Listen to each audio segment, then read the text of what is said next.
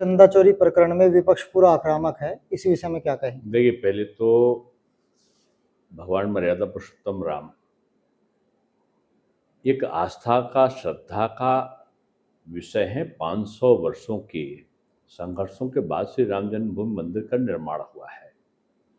आप जानते हैं कि श्री राम जन्मभूमि मंदिर के लिए निर्माण के लिए कितना बड़ा संघर्ष हुआ, कितने लोगों को पुलिस की गोलियों का शिकार होना पड़ा।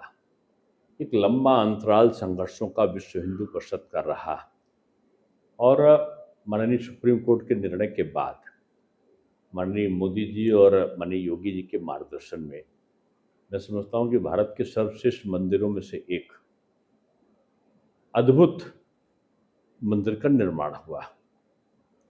आंदोलन के समय विरोध और आरोप, यहाँ तक का संसद में समाजवादी पार्टी के नेता ने खड़े होकर कह दिया कि जो गुंबज के ऊपर गया जिंदा नीचे नहीं उतरा, नहीं चाहिए हिंदुओं का वोट।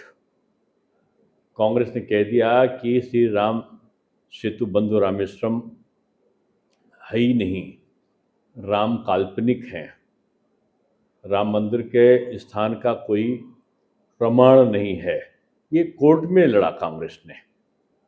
मेरे कहने का तात्पर्य ये है कि आज तक न कांग्रेस का कोई नेता, न ही समाजवादी पार्टी का कोई नेता, डीएमके का न कोई नेता, न तृणमूल का कोई नेता, ये आम आदमी पार्टी का नेता भी नहीं गया था, क्योंकि उनकी नानी ने मना कर दिया था। वहाँ के जो वरिष्ठ नेता थे उन्होंने कहा कि उनकी नानी सपने में आई तो उनका बेटा ना जाइएगा। और आज ये सब राम भक्त हो गए। जो राम जी के प्रति श्रद्धा को चुनौती देने वाले लोग थे, वो अचानक जैसे लगता है कि उनमें राम भक्ति का जिन्न बाहर निकल आया। चुनाव को देखते हुए दुष्प्रचार का क्रम में ये सब विपक्ष के लोग भूल गए राजनीतिक मर्यादा को, और वो एक दुखद प्रकरण, मैं इसको कहूँगा दुर्भाग्यपूर्ण प्रकरण है। अगर कोई गणना में गड़बड़ी किसी ने की है तो पाप का भागीदार है। और पुलिस एसआईटी का गठन मुख्यमंत्री ने श्री राम जन्मभूमि मंदिर तीर्थ ट्रस्ट की रिपोर्ट के आधार पर किया हो। उन्होंने ही रिपोर्ट दिखाया, उन्हीं के आग्रह पर एसआईटी बना। एसआईटी ने तत्काल कार्य शुरू कर दिया। 8 लोग गिरफ्तार हुए हैं। पुलिस ने उनको, कुछ लोगों को रिमांड पर लिया है। प्रतिदिन छापा पड़ रहा है, तमाम चीज़ की बरामदगी हुई। यानी पुलिस की नीति और नियति में कोई अंतर नहीं, सरकार के कामों में कोई अंतर नहीं। इन सब के बाद ये जिस प्रकार से दुष्प्रचारित करने का क्रम मचाया है, ये उस लोकसभा के चुनाव में जैसे कह दिया था कि आरक्षण खत्म करने वाली है भाजपा, फिर किसी ने कह दिया संविधान को बदलने वाली है भाजपा। ये हर चुनाव के पहले एक अफवाह का, एक फैलाने वालों का एक समूह बन गया है विपक्ष। और अब वो इस लेवल पर आए हैं। मैं उस जो गणना की गड़बड़ी, उसका समर्थन कतई नहीं करता, चाहे छोटा हो चाहे बड़ा हो। कतई पकड़ा भी गया है, और कोई भी हो, चाहे जितना बड़ा हो, कठोरतम दंड का भागीदारी बने, ऐसी मेरी मान्यता है। लेकिन राजनीति में धार्मिक आस्था, अब चुनाव है उत्तराखंड में, तो बद्री विशाल मंदिर में ये हो गया वो हो गया, वो लेके आप आवाज उठा रहे हैं। आप श्री राम जन्मभूमि मंदिर के बारे में अब शुरुआत से, जब से निर्माण हुआ तब से लेकर अब इतना भव्य और इतनी मेहनत के साथ में दुनिया की सर्वश्रेष्ठ कला के हिसाब पे हुआ है।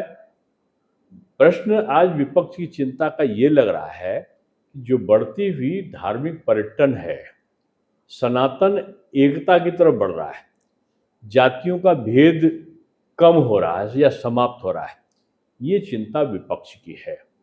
इसलिए भारतीय जनता पार्टी और जो हिंदूवादी संगठन है उनको बदनाम करो, और बदनाम करने के बाद ये जो भारी भीड़ आ रही दर्शन के लिए, अब के लोग, जो 1 तारीख था, 25 दिसंबर था, तो वो लोग रात को 12 बजे जो नौजवान घूमता था और तमाम क्लबों में जाता था, वो अपने मंदिरों में जाता हुआ दिखाई पड़ा। ये परिवर्तन इनको भा नहीं रहा है। अब ये चाहते हैं कि किसी तरह जो चढ़ावा आना है वो बंद हो जाए, जो भीड़ आ रही श्रद्धालुओं की वो कम हो जाए। 50 लाख अब लोग आने लगे हैं। अब कुछ कुछ दिनों तो काशी विश्वनाथ में करोड़ों लोग आ गए थे। फिर वो अयोध्या आए, फिर अयोध्या के बाद विंध्यवासिनी माता गए, फिर चित्रकूट गए, फिर नैमिषारण्य गए।